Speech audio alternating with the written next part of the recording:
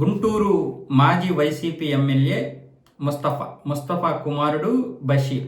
వీళ్ళు పొగాకు వ్యాపారం చేస్తుంటారు. వీళ్ళకి సూర్యచంద్రం అనే ఒక వ్యాపారి రైతుల వద్ద కొన్నటువంటి పొగాకుని వీళ్ళకి కొత్తగా అమ్మేస్తాడు అన్నమాట ముస్తఫాకి.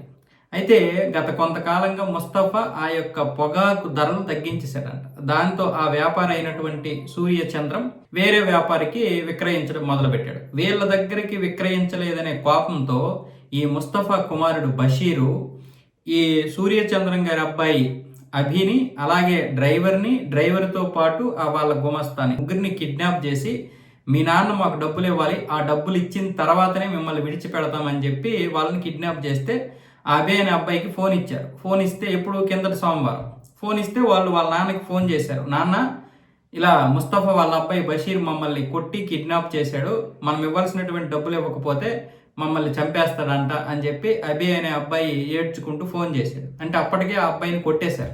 దాంతో వెంటనే ఆయన ఏం చేశాడు, సూర్యచంద్రం పోలీసుల దగ్గరికి వెళ్ళి ఇన్ఫర్మేషన్ ఇచ్చాడు. ఈలోగా ముస్తఫాకు కూడా ఫోన్ చేశాడు. ముస్తఫా, మీకు ఇవ్వాల్సినటువంటి డబ్బులు నేను ఇచ్చేస్తాను, నా కొడుకుని డ్రైవర్ని గుమస్తాను మాత్రం విడిచిపెట్టంటే నువ్వు ఫస్ట్ డబ్బులు పట్టుకొని నా గోడౌన్కి రా, ఆ తర్వాతే విడిచిపెడతానని చెప్పాడు. దాంతో అతను వెంటనే ఇప్పటికిప్పుడు డబ్బు ఎక్కడి నుండి తెస్తానని చెప్పి పోలీసులకు ఇన్ఫార్మ్ చేస్తే పోలీసులు ఏమొచ్చేసి, ముస్తఫా, మీకు ఎన్నైనా ఉండొచ్చు, నీకు డబ్బులు రావాల్సి వస్తే నువ్వు చట్ట ప్రకారం వసూలు చేసుకో, అంతేగాని కిడ్నాప్ చేస్తే మాత్రం ఊరుకునేది లేదు, ఆల్రెడీ మీ అబ్బాయి కిడ్నాప్ కేసులో ఇరుక్కున్నట్లే, కాబట్టి నీ అబ్బాయిని, ఆ ముఠాని, ఆ బాధితుల్ని తీసుకొని వచ్చి ఇక్కడ లొంగిపోమని చెప్పు, అలాగే నువ్వు కూడా లొంగిపో అని చెప్పారు. దాంతో సోమవారం జరిగింది. మంగళవారం రోజు, అంటే కిందటి మంగళవారం రోజు వాళ్ళని పోలీస్ స్టేషన్కి తీసుకొచ్చి వాళ్ళని అప్పచెప్పేశారు. ఆ ముఠా వచ్చి లొంగిపోయింది.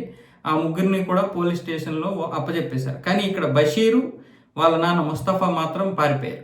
వాళ్ళు గత వారం రోజుల నుంచి పరారీలో ఉన్నారు. దాంతో పోలీసులు ఏమొచ్చేసి వీళ్ళని పట్టుకోవడానికి రకరకాల టెక్నాలజీ ఉపయోగించి చివరికి గుజరాత్లో ఉన్నారని తెలియడంతో గుజరాత్లో పట్టుకున్నారు వీళ్ళని. ఇలాంటి వాళ్ళు మరి ఇప్పుడు జగన్మోహన్ రెడ్డి ముస్తఫా విషయంలో ఏమంటాడో, ఏదో కిడ్నాప్ చేసుకుంటూ బ్రతుకుతున్నటువంటి వారిని కూడా అరెస్ట్ చేస్తారా, ఇంత దారుణమైనటువంటి ప్రభుత్వాల అని ఇప్పుడు అంటారేమో. మరి జగన్మోహన్ రెడ్డి గారు ఏమంటారు?